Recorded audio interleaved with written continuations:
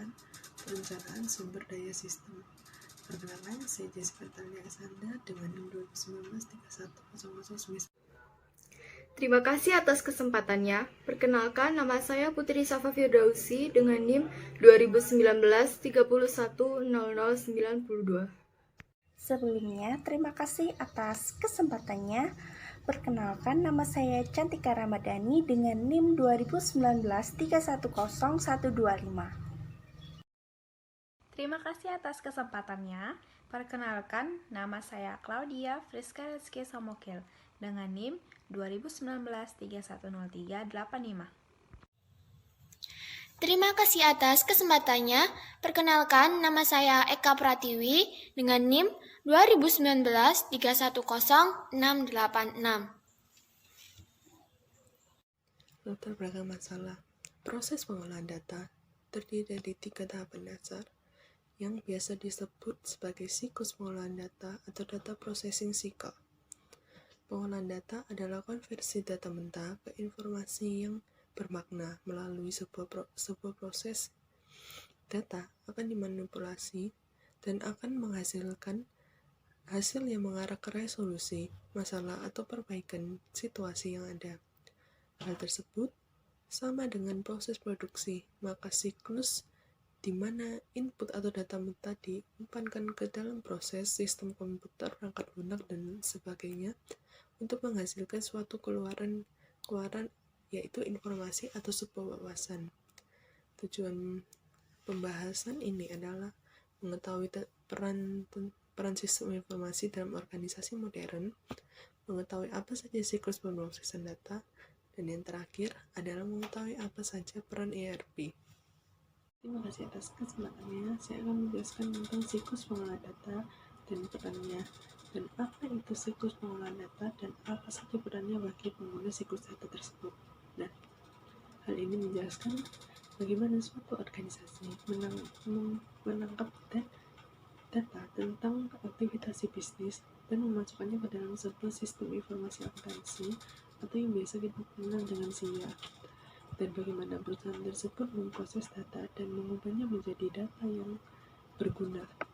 Ini juga membahas konsep penyimpanan data dasar dan menunjukkan bagaimana penyimpanan data, penggunaan lebih lanjut. Pada akhirnya, kuatlah informasi yang akan dibahas, termasuk sarana informasi yang berada dicadangkan untuk pengguna tersebut. Pemrosesan data.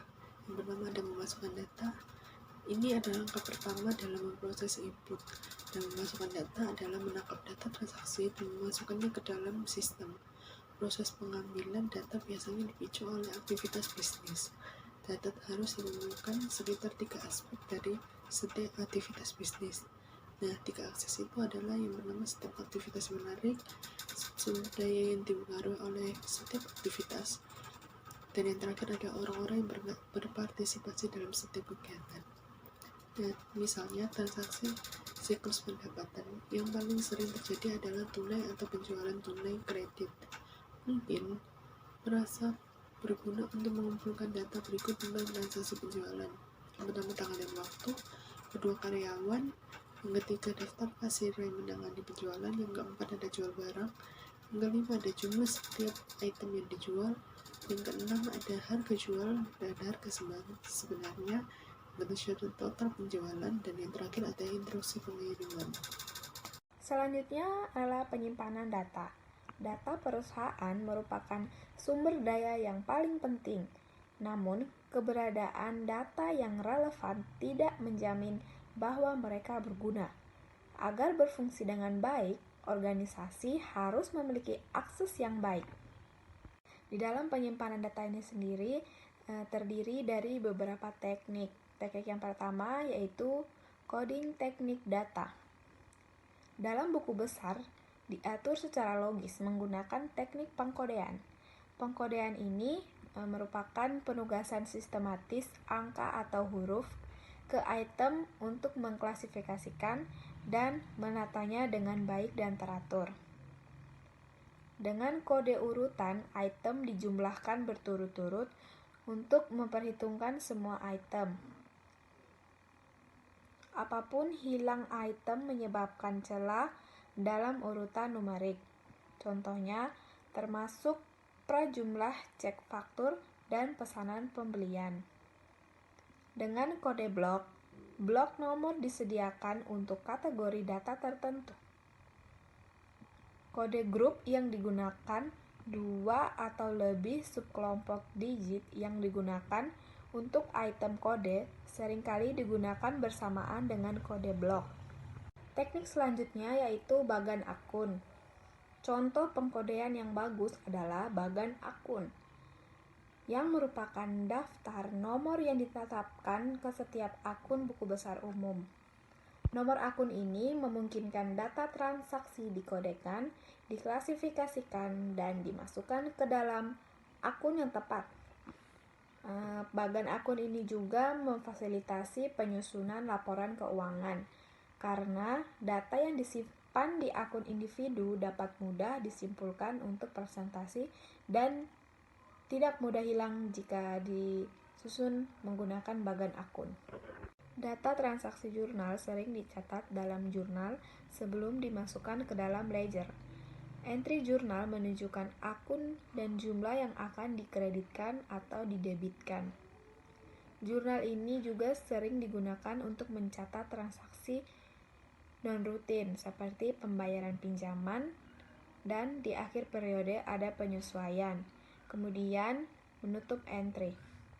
Jurnal khusus mencatat sejumlah besar transaksi berulang seperti penjualan, penerimaan tunai, dan pencairan uang tunai. Selanjutnya ada konsep penyimpanan berbasis komputer. Entitas adalah suatu informasi yang bisa saja berisi tentang karyawan, barang inventaris, dan pelanggan. Setiap entitas memiliki atribut atau karakteristik bunga yang disimpan, seperti tingkat gaji dan alamat pegawai atau karyawan. Setiap jenis entitas memiliki seperangkat atribut yang sama. Misalnya, semua karyawan memiliki nomor karyawan, tingkat pembayaran, dan alamat rumah. Nilai spesifik untuk atribut tersebut akan berbeda-beda. Terima kasih atas kesempatannya. Di sini saya akan menjelaskan mengenai pengolahan data. Yang pertama, ada pengumpulan data. Sebelum mengolah data menjadi sebuah informasi, kita harus mengumpulkan data yang kita perlukan terlebih dahulu. Nah, pengumpulan data ini merupakan suatu tindakan yang dijelaskan oleh satu catatan data. Munculnya istilah pengolahan transaksi sistem pengolahan data ini mengumpulkan data yang menjelaskan setiap tindakan internal perusahaan dan transaksi lingkungan perusahaan. Yang kedua yaitu manipulasi data. Sebuah data perlu dimanipulasi terlebih dahulu untuk mengubahnya menjadi sebuah informasi. Operasi manipulasi data meliputi yang pertama ada pengklasifikasian.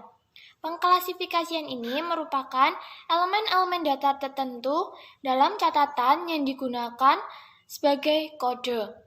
Kode sendiri di bidang komputer ini merupakan satu atau beberapa karakter yang digunakan untuk mengidentifikasi dan mengelompokkan catatan. Seperti contoh kode untuk supplier yaitu S01 untuk supplier PT Garuda. Yang kedua ada penyortiran. Penyortiran ini merupakan pengurutan catatan-catatan sesuai dengan urutan tertentu berdasarkan kode atau elemen data lainnya.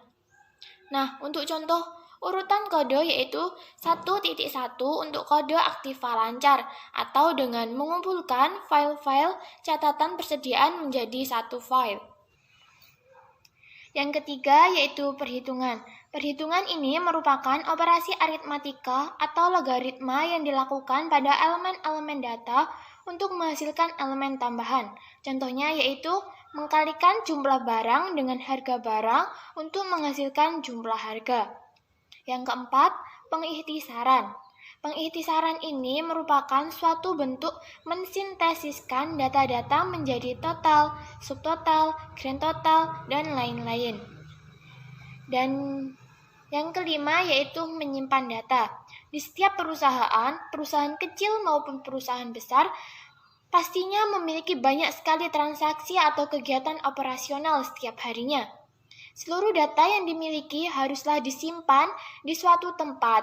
Apabila kita memerlukan atau membutuhkan data tersebut, kita akan mudah untuk mengambil atau mencari data yang kita perlukan. Nah, dan yang untuk terakhir adalah informasi output. Informasi output ini dapat berupa soft copy maupun hard copy. Baik, terima kasih atas kesempatannya. Di sini saya akan menjelaskan tentang Enterprise Resource Planning atau ERP System, atau disebut juga dengan Sistem Perencanaan Sumber Daya Perusahaan. Baik, selanjutnya apa yang dimaksud dengan ERP dan apa manfaatnya?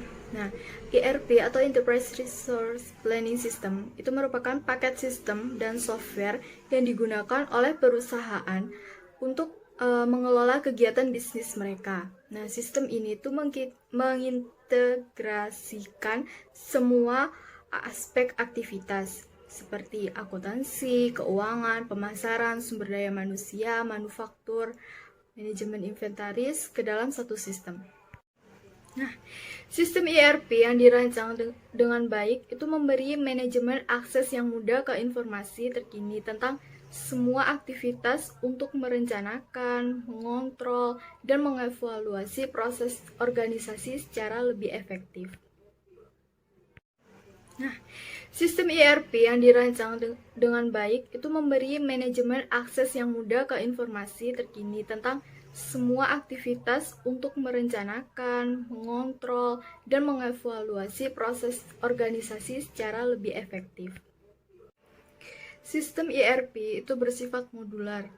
Modular ERP meliputi yang pertama itu keuangan atau buku besar dan sistem pelaporan. Yang kedua, sumber daya manusia dan penggajian. Lalu yang ketiga ada order to cash atau siklus pendapatan. Lalu yang keempat ada pembelian untuk membayar atau siklus pencairan. Lalu yang kelima ada manufaktur atau siklus produksi. Lalu yang keenam ada manajemen proyek. Yang ketujuh ada manajemen hubungan pelanggan. Dan yang terakhir ada alat sistem. Selanjutnya itu manfaat dari ERP. Yang pertama yaitu dapat menghemat biaya. Dengan sistem ERP itu perusahaan dapat mengurangi biaya administrasi dan operasional. Karena semua sistem operasi perusahaan itu dilakukan secara otomatis. Jadi perusahaan dapat memangkas biaya tenaga kerja.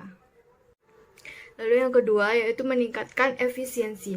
Sistem ERP dapat membantu perusahaan menghilangkan pekerjaan manual sehingga berbagai proses dapat diselesaikan dengan lebih cepat. Lalu yang ketiga ada menyederhanakan proses bisnis. Sistem ERP dapat menyederhanakan berbagai proses yang kompleks seperti perencanaan produksi, pelacakan inventaris, pembuatan keuangan, dan lain sebagainya.